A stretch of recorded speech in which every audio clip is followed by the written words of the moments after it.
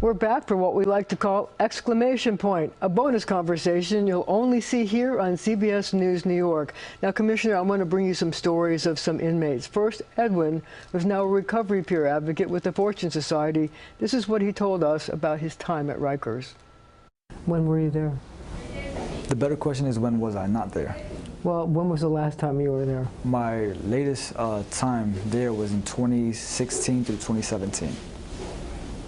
The months of September through January. What was it like being in Rikers Island? Nothing short of animalistic. Nothing short of animalistic. I've seen individuals that breed dogs, and it compares to the housing for the individuals on Rikers Island. What? Yes. Dogs? Equivalent to dogs, yes. To dogs being bred and kept in cages, being fed through a slot.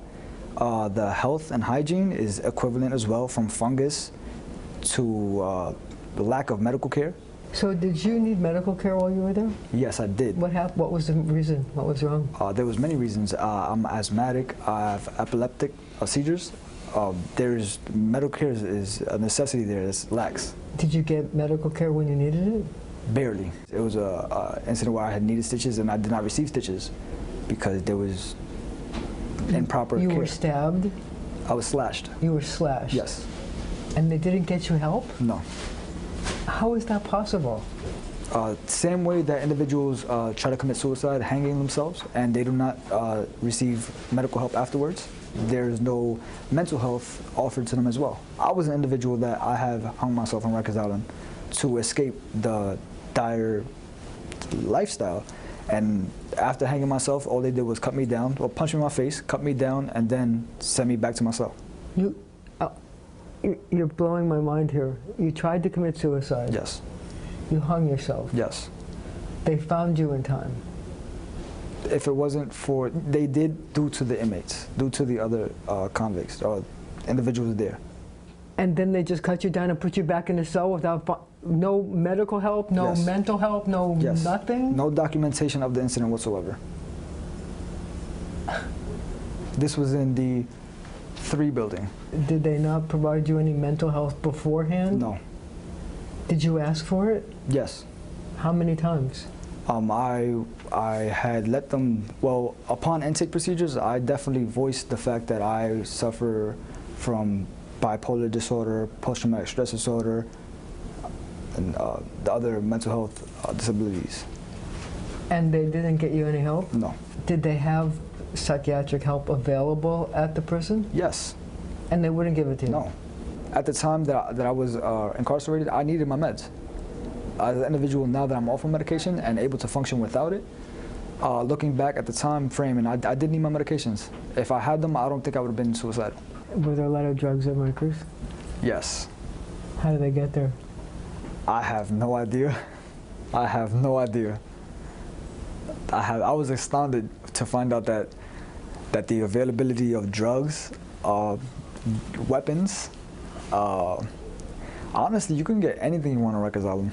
You have access to tremendous amount of drugs, tremendous amount of weapons. What kind of weapons?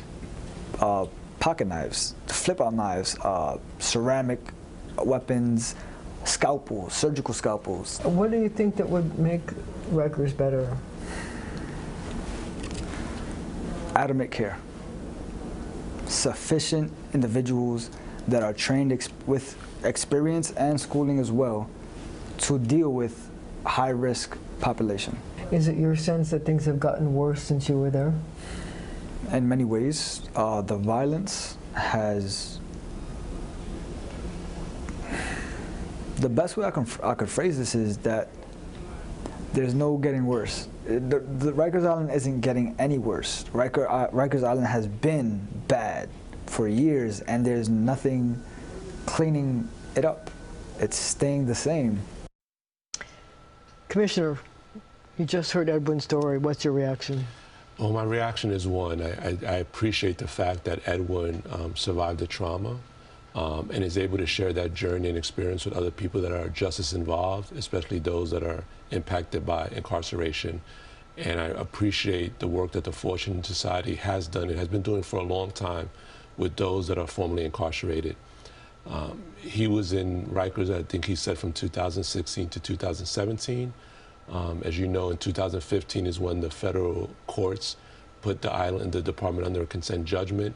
So I can't speak to the specific incidents that he experienced while there. What about the idea that somebody hangs themselves and is put back in his cell without treatment? I can tell you that I have not seen that while I've been there. Did that stun you? And it stunned me. It would stun anyone. I think that's an average person to hear that story and not be impacted by it.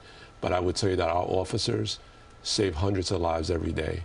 And they're trained to see signs of people that are in distress, and they offer aid hundreds of times a day.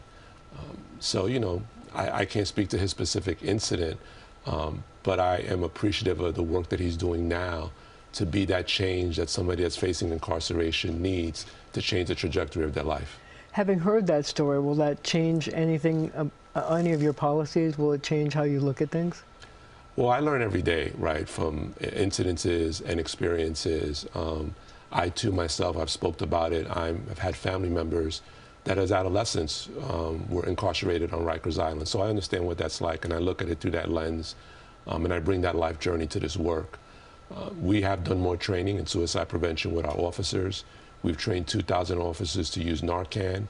We have Narcan available in the housing unit, and we're working towards having every officer carry Narcan so that we can deal with issues of overdoses or signs that somebody's in distress so that we can get them medical attention. So under the reign of Commissioner Luis Molina, the cutting somebody down after they commit suicide and putting them back in the cell is not acceptable. That is not acceptable. Under my reign or any commissioner's reign, they should not allow that to be an acceptable practice.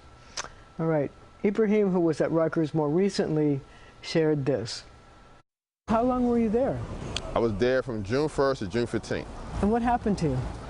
Basically, it's probably the worst experience of my life, literally. And unfortunately, I've been to a lot of different jails, but Rikers has to be the worst because why? Literally, my personal opinion is that no one there cares enough about their job. No one cares about the inmates. It's literally, no one even cares about the COs and the executive. It's people that, I can say this one time, that I actually believe the COs are being treated worse than the inmates. And that's part of the reason the inmates are suffering for. When you say they're treated worse, well, how are they treated?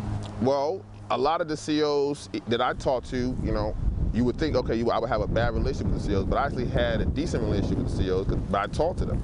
And they talked about how they were struggling with people not coming to work, and then they have to do these long shifts. One CO had an 8-hour shift, ended up doing 24 hours just because other people didn't show up.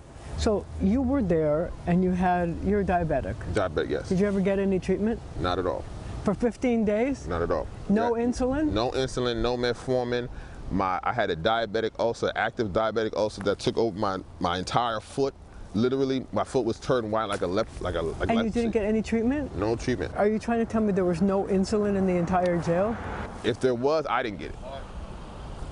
And you complained? Every day, all day. Even to the point of me almost getting into a fight with other inmates because they said they were tired of me keep talking about my foot. What part of that is like acceptable? None of it. Because I don't know if people understand diabetes, but the average doctor knows that diabetes is a silent killer. I could have literally been the 19th person, or at the time it probably would have been like the 15th or 16th, because it was in June. But I could have been one of those people that died in Rikers. So you're saying the people who die in Rikers are just die from neglect? That's the #1 cause of death at Rikers. Neglect by COs and administration. I don't care if it's an overdose, it's because of neglect. Because how can somebody overdose in a place that's supposed to be secure? Just think about that. It's a jail. It's supposed to be a secure environment. So how are people randomly dying in a secure environment? If you could talk directly to the commissioner, what would you tell him to do? The problem with it, I see, is there's no accountability to COs. Because the COs at other jails take pride in maintaining control. Whereas in Rikers, the COs check out. Every CO there checks out. Even the ones that want to do good check out because there's no point. They don't even give us ID bracelets or any ID. So no one knows who's, the only way you know you're an inmate is because of the clothes you have on. Everybody talks about jail. Nobody talks about the care of the inmate. Jail causes mental illness. It's a study that's already been done. It says if you've done more than 1 year straight of incarceration, you automatically have mental illness. Are there any facilities in the jail to deal with people with mental illness problems? Absolutely not. I have mental illness. I got known to them. I didn't get my mental illness medication that was ordered by the courts. Come on. What they need to do is they need to actually bring in people that have been at Rikers, and like myself, my brother, other people, and actually talk to us. Stop consulting with these outside groups about what's going on in the Rikers that we already know. There's no federal monitor to continue more than I can tell them about Rikers right now. We want to help the people that's back that's still in there. That's what I'm talking to you. Because I want to shine a light. The deaths of the people at Rikers lays right in the hands of the Eric Adams and the City Council, Louis Molina and all the COs. They are accountable for that, and they have to be held to account. God's going to hold them to account. I just hope New Yorkers hold them to account. Ibrahim was there during your reign. Mm-hmm. What do you want to say to him? So what I would tell Ibrahim is, one is we are very attentive to people that need medical attention. But he didn't get it. Well, that's what he alleges. I don't know Ibrahim's details because I'm just being shown this now. And I would, of course, investigate and follow. Are you upset by it? If he's telling the truth? If he's telling the truth, it would bother me because I have a standard of expectations from my staff that they have to uphold. And I could tell you that we have people that come to work every day to do a very, very difficult job. Ibrahim talked about our COs and his understanding of the challenges that they face. And I would tell you that as commissioner, one of the things that we started was really an organizational health strategy for our staff to be supported. Our staff were not supported for a long time, but the persons in custody during the pandemic were also not supported. They both need the city's support in order to thrive. We have vulnerable people that are placed in our custodial care, and we have to do everything we can to make sure they get medical attention when they need it. We do an evaluation and intake. This gentleman sounds like he was there only about 2 weeks, so he must have spent probably 10 days of that time at our intake process. So I can follow up on Ibrahim's situation to make sure that he got the care that he was supposed to get. So what you're really trying to say, I think, Commissioner, and I'm not trying to put words in your mouth, is that things changed when you took over, and that there was things that were going on in the jail that were acceptable at that time under a different administration that are not acceptable now. Yeah, I think the monitor said it best. The team that we've assembled under this administration represents a sea change in thinking and how correctional management should be done, and there's standards to that, and we're following them. So if you could talk directly to Edwin and to Ibrahim, what would you tell them about the Rikers that you're trying to put together now? The Rikers that I'm putting together now is a Department of Correction that values life. We are not a place where our goal is punishment. The punishment is your loss of freedom, and we have a role in rehabilitation. My family members were like those two gentlemen as an adolescent on Rikers Island. It was tough for my parents, and it was tough for us as a family. But, you know, we were very fortunate that he's turned his life around, and he's safe today. And I want them to know that they have my full commitment, that I bring that to this work. And I live every day to make sure that we're turning our department around to be the humane jail system that this city should have. Commissioner, thank you so much. And thank you for joining us today.